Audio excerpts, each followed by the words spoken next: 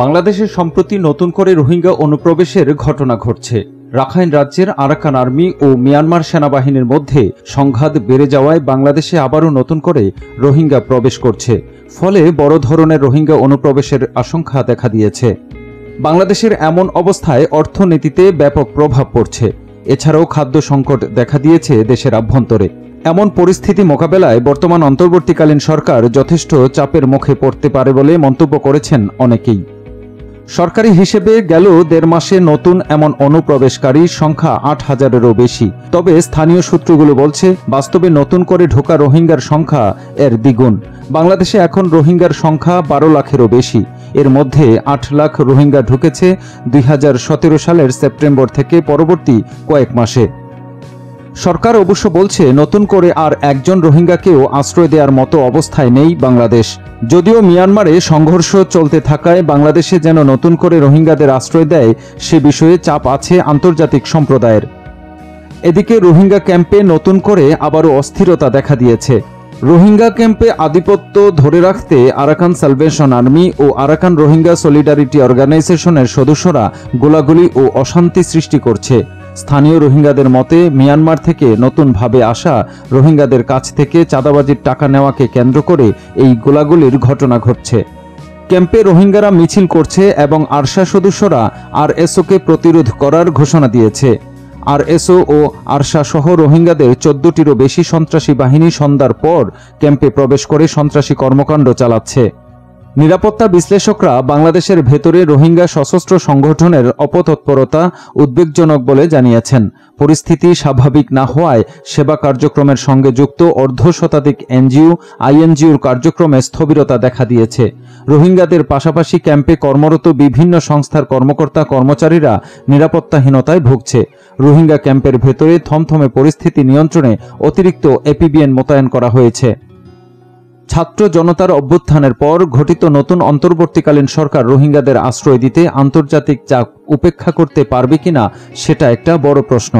বাংলাদেশে আসা নতুন রোহিঙ্গারা জানাচ্ছেন সীমান্তের ওপারে মিয়ানমার অংশে এখনও অনেক রোহিঙ্গা বাংলাদেশে ঢোকার অপেক্ষায় আছেন।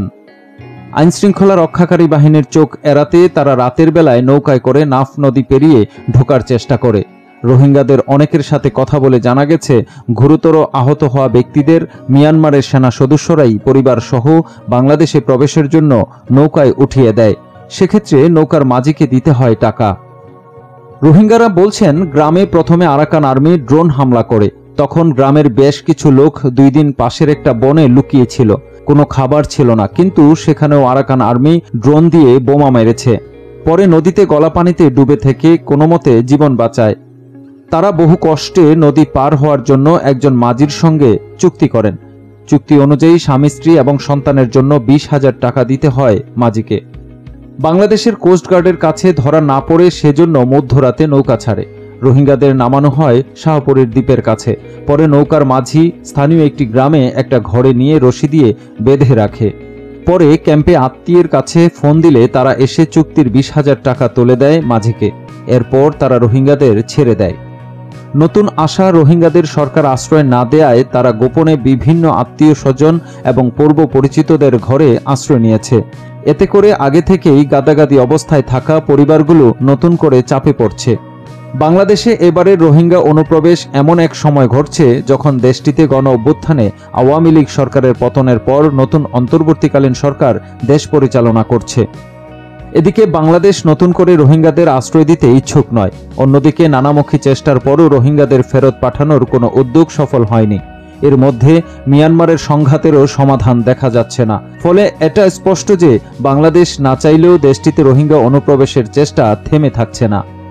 রোহিঙ্গারা মনে করছেন বাংলাদেশ বর্তমান পরিস্থিতি ও সরকার পরিবর্তনের সুযোগে রাখাইনে তাদের উপর আক্রমণের তীব্রতা বেড়ে গেছে। হাজার হাজার রোহিঙ্গা বাড়িঘর ছেড়ে বাংলাদেশ সীমান্তবর্তী নাফ নদীর পার্শ্ববর্তী এলাকায় আশ্রয় নিয়েছে। মুডু শহরতলির বিভিন্ন এলাকায় প্রায় 40,000 রোহিঙ্গা বাংলাদেশে অনুপ্রবেশের অপেক্ষায় রয়েছে। রোহিঙ্গাদের মতে রাখাইনে থাকা রোহিঙ্গা জনগোষ্ঠীকে নির্মূল করতে আরাকান আর্মি এই কৌশল নিয়েছে। রোহিঙ্গাদের অধিকার সংগঠন Arakan society for peace and human রাইটসের চেয়ারম্যান মনে করেন, রাখাইন রাজ্যে আরাকান আর্মি ও মিয়ানমার সেনাবাহিনীর সংঘর্ষে রোহিঙ্গারা নির্মূল হচ্ছে এবং এই সংঘাত বন্ধে আন্তর্জাতিক মহলের কঠোর হস্তক্ষেপ দরকার। রোহিঙ্গারা বাংলাদেশের নতুন সরকারের সহযোগিতা চায় এবং তারা বিশ্বাস করে বাংলাদেশে রাজনৈতিক স্থিতিশীলতা থাকলে তাদের পক্ষে আন্তর্জাতিক সমর্থন আদায় সহজ হবে।